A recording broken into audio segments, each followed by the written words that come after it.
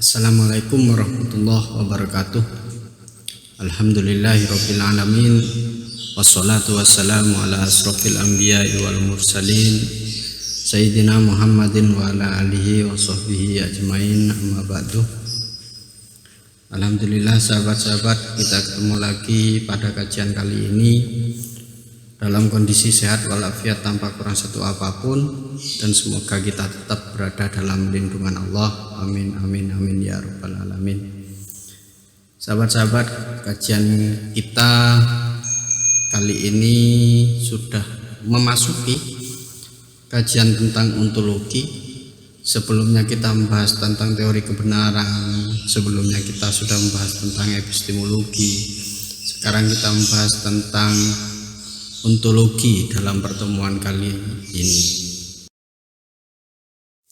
Sahabat, dalam banyak literatur buku, kalau kita sering membaca buku-buku filsafat, sudah banyak dijelaskan definisi dari ontologi itu.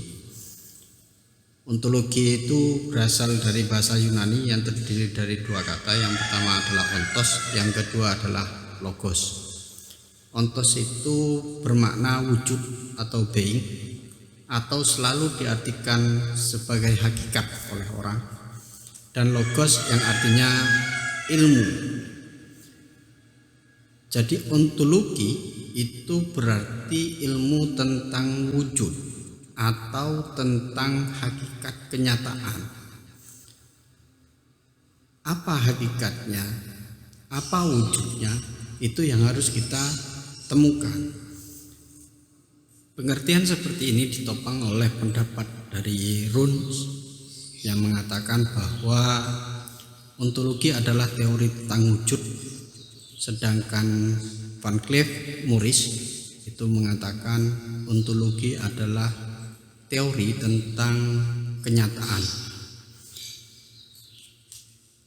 Di sini bisa kita pahami bahwa ontologi itu berbicara pada ontos terlebih dahulu, pada sebuah wujud, pada hakikatnya, kepada maknanya, baru kemudian beralih kepada logos yang lebih terstruktur dan lebih sistematis dan bisa dipertanggungjawabkan.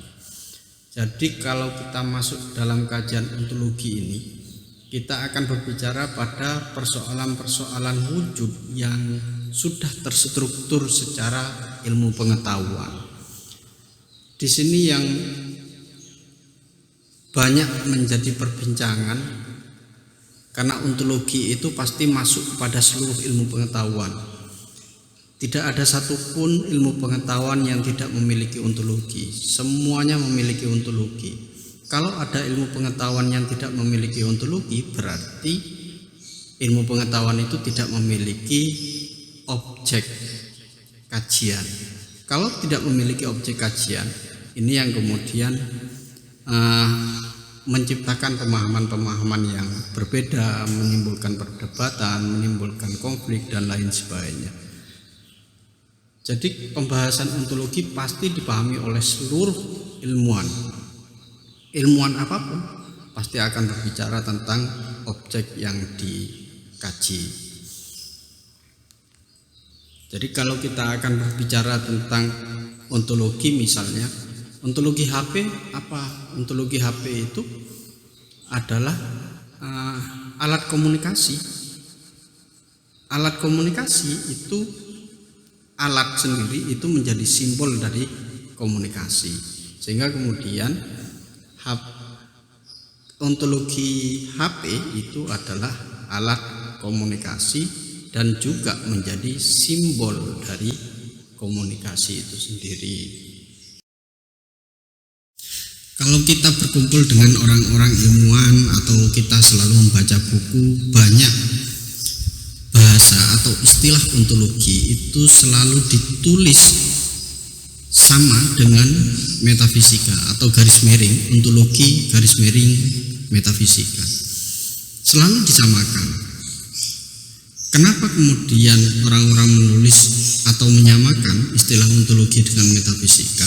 Karena memang keduanya sama-sama mengkaji struktur dasar dari realitas dengan cara menerobos di balik dunia fisik yang bisa diakses oleh indera manusia, lalu menemukan hakikat, lalu menemukan esensi dari realitas itu.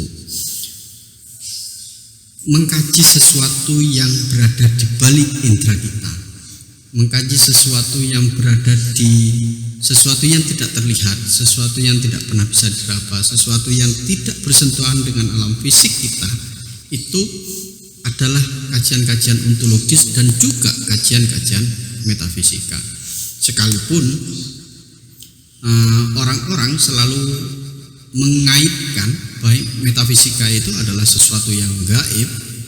Sesuatu yang gaib itu dalam konteks filsafat itu adalah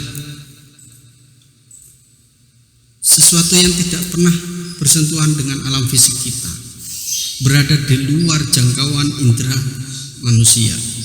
Kalau berada di luar jangkauan indera manusia, itu pasti ada, dan itu yang kemudian disebut oleh orang-orang yang selalu mengaitkan metafisika dengan alam gaib. Padahal metafisika itu bukan hanya persoalan alam gaib, bukan hanya persoalan jin, bukan persoalan setan, bukan hanya persoalan-persoalan itu. Tapi metafisika itu dalam konteks ontologi ini sesuatu yang berada di luar jangkauan indera manusia, seperti hubungan antara A dan B. Hubungan antara A dan B itu membutuhkan analisis, membutuhkan pemikiran, dan itu bersentuhan dengan alam indera kita. Nah, disinilah kemudian alam metafisika nggak usah berpikir tentang sesuatu yang gaib saja, tapi harus berpikir sesuatu yang berada di balik realitas. Contoh, kalau kita datang ke sekolah, kita masuk ke dalam kelas, maka yang kita sudah melihat teman-teman kita berada dalam kelas. Tapi siapa yang tahu motifnya apa? Siapa yang tahu keinginannya apa? Siapa yang tahu pada niatnya seperti apa? Enggak ada. Lah, di dalam kajian-kajian ontologi inilah yang kemudian berusaha untuk masuk kepada sesuatu yang tidak terlihat itu, sesuatu yang berada di balik indera kita. Itu yang akan dikaji dalam kajian ontologi dan metafisika. Jadi mulai hari ini nggak usah berpikir bahwa metafisika itu hanya alam gaib, tapi metafisika dalam ilmu pengetahuan itu sesuatu yang bisa kita cari sekali berada di balik realitas yang kita sentuh, yang kita lihat, itu berada di balik itu. Selain pembahasan itu, dalam ontologi ini dibahas juga tentang being, real, realitas, dan eksistensi. Being ini bermakna wujud. Wujud bukan hanya persoalan indrawi. Wujud bukan persoalan bisa dilihat seperti yang kita alami dalam setiap hari itu, bahwa sesuatu yang wujud, sesuatu yang ada itu sesuatu yang lihat. Padahal dalam konteks being itu sesuatu yang ada itu bukan hanya yang bisa dilihat, tapi juga berada di sesuatu yang dipikirkan, sesuatu seperti mimpi, hayalan, itu ada. Being itu ada, segala sesuatu yang ada. Kita menghayal itu ada, mimpi ada. Menghayal menjadi seorang presiden itu juga ada, menjadi mahasiswa yang pinter, manusia yang soleh itu ada, sekalipun adanya itu hanya sebatas hayalan saja. Jadi dalam konteks being ini sangat luas. Wujud bisa dipikirkan, sesuatu yang bisa dihayalkan, sesuatu yang bisa dimimpikan, apalagi sesuatu yang bisa bersentuhan dengan alam indrawi. Itu adalah wujud. Setelah ada being, wujud, maka mau atau tidak kita harus menciptakan yang nyata, yang disebut dengan realitas itu. Jadi kalau kita pinter, kita bermimpi untuk menjadi pinter itu ada. Tapi bagaimana kemudian kita memberikan bukti bahwa kita adalah pinter? Itu harus mengada. Mengada itu kita harus berproses menjadi manusia yang pinter. Nah, kalau kita contoh yang lain, kita jadi mahasiswa. Menjadi mahasiswa itu adalah realitas kita. Realitas kita menjadi seorang mahasiswa. Tapi bagaimana kemudian kita menampilkan, mengeksiskan diri kita sebagai seorang mahasiswa. Nah, realitas ini pasti bersentuhan dengan alam-alam indrawi kita. Karena realitas ini pasti berbicara tentang kenyataan. Kenyataan itu di dalam medan ilmu pengetahuan itu bisa dirasionalisasikan dan bisa diempirikan, bisa terlihat dan bisa juga dipikirkan. Tapi sesuatu yang ada, yang nyata itu harus mampu dieksiskan, harus mampu dibuktikan. Jadi kalau kita adalah seorang mahasiswa, mahasiswa itu adalah elit intelektual. Jadi bagaimana kita mengeksiskan diri kita sebagai seorang mahasiswa. Jadi kalau ada orang, saya rajin Pak, tapi nggak pernah masuk, berarti itu ada real bahwa dia rajin tapi nggak pernah masuk, itu menandakan bahwa dirinya tidak eksis. Di sisi yang lain adalah kalau kita berbicara tentang Islam, Islam itu adalah agama yang damai. Secara being, wujudnya Islam itu adalah agama yang damai, pada aspek realitasnya pun juga demikian. Tapi dalam eksistensinya itu harus mencerminkan bahwa Islam itu adalah damai. Maka perilaku-perilaku yang harus dikembangkan dalam keberagaman kita itu harus mencerminkan bahwa Islam itu damai. Begitu juga dengan contoh-contoh yang lain. Ketika kita masuk menjadi seorang mahasiswa seperti tadi saya bilang, maka berperilakulah seperti mahasiswa, bukan hanya sekedar mahasiswa. Karena banyak sesuatu yang nyata itu tidak eksis, itu banyak. Contoh, kalau kita berada mengikuti panggung hiburan kayak musik, band dan lain sebagainya, banyak band-band yang sudah dibentuk itu. Tapi apakah eksis? Tidak. Ada yang eksis, ada yang tidak. Hanya sekedar ada saja, hanya sekedar nyata itu saja. Nah, disinilah kemudian bisa kita asumsikan bahwa realitas dan eksistensi itu berkaitan dengan asumsi-asumsi publik, pengakuan-pengakuan publik, bukan hanya sekedar untuk dirinya sendiri, tapi untuk publik itu. Contoh yang lain, kalau kita bisa kaji, kita adalah orang Indonesia. Kalau kita adalah orang Indonesia, yang ada, yang nyata keberadaannya di Indonesia, maka kita harus mencerminkan perilaku-perilaku kita, harus mengeksistensikan perilaku-perilaku kita yang mencerminkan bahwa kita adalah orang Indonesia. Sama dengan kita mengatakan saya adalah manusia itu makhluk berakal. Saya adalah berakal. Kalau kita mengakui bahwa diri kita itu berakal, maka harus mencerminkan bahwa diri kita, perilaku-perilaku kita itu mencerminkan bahwa kita adalah manusia yang berakal. Itu yang disebut dengan being, real, dan eksis.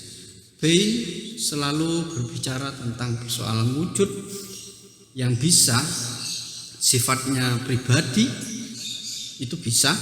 Sedangkan real dan eksis itu sifatnya publik dan harus mendapatkan pengakuan publik.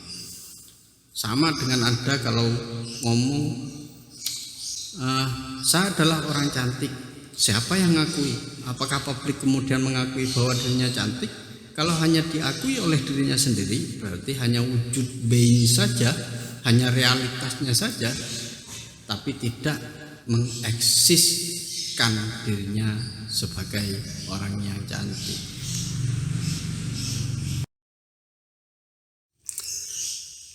Pembahasan yang lain dari ontologi sebelum masuk kepada aliran-aliran dalam kajian ontologi itu adalah pembahasan esensi dan substansi. Ini juga istilah esensi dan substansi ini banyak digunakan oleh orang, tapi dalam penempatan yang kadang sama. Kadang ada banyak orang yang menyamakan esensi dan substansi. Hal inilah yang kemudian menjadikan objek dari sebuah kajian ilmu pengetahuan itu menjadi rancu. Padahal antara esensi dan substansi itu jauh berbeda. Jadi kalau esensi itu apa? Esensi itu hakikat makna, sedangkan substansi itu adalah bahan dasar dari makna itu. Contoh, esensi dari meja. Meja itu esensinya apa? Esensi dari meja itu adalah tempat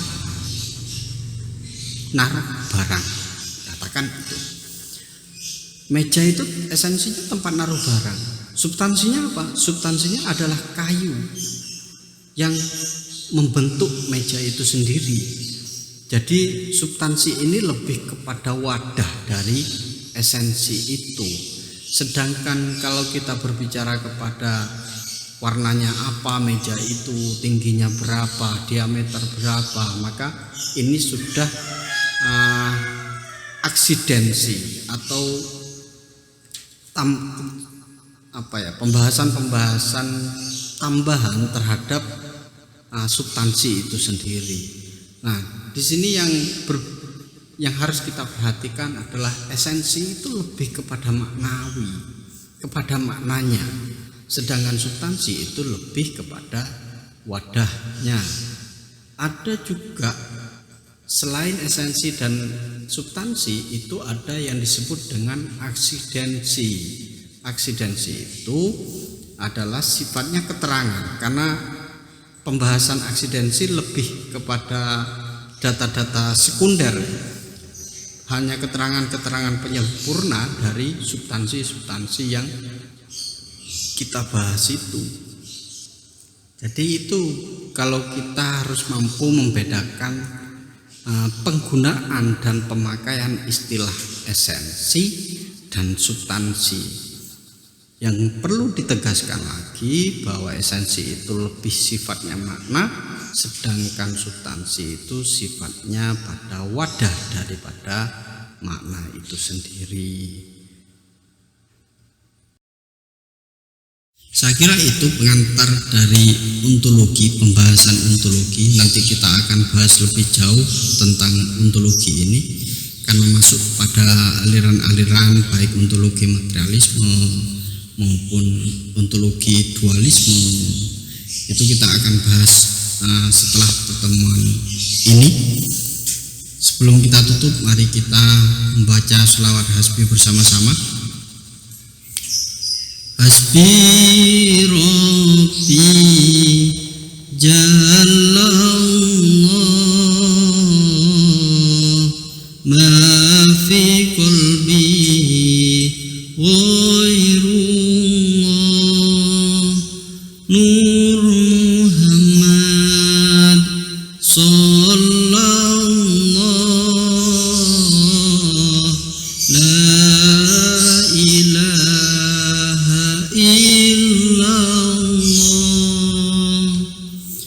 Hasbi Rabbi Jalallah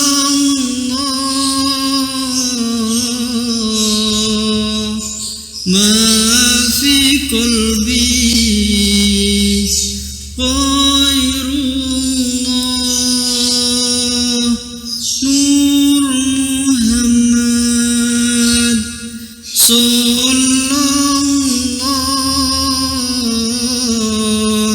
la ilaha illallah. Akhirul kalam, wallahul muwaffiq ila aqwamit thoriq. Wassalamualaikum warahmatullahi wabarakatuh.